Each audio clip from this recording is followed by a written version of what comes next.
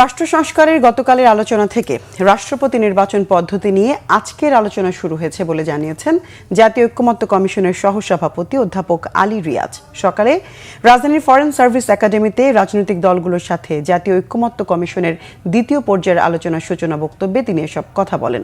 Doctor Ali Riaz বলেন, প্রধানমন্ত্রীর মেয়াদ, রাষ্ট্রের মূলনীতি এবং নির্বাচনী এলাকা নির্ধারণ নিয়েও রাজনৈতিক দলগুলোর সাথে আলোচনা হতে পারে। তবে দ্রুত আলোচনা শেষ করে রাজনৈতিক দলগুলো ঐক্যমত্যে পৌঁছাতে পারলে জুলাই মাসে জুলাই সনদ তৈরি করা সম্ভব।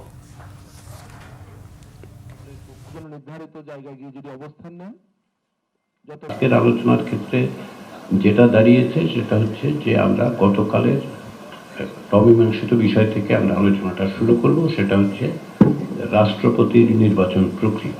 আমাদের হাতে সময় তো স্বল্প, আসলে প্রকৃতপক্ষে খুবই স্বল্প সময়, কারণ আমরা জুলাই মাসের মধ্যেই এইটার একটা চূড়ান্ত পরিণতি জায়গায় যেতে হবে, একটি জাতীয় সনদ তৈরি করতে হবে।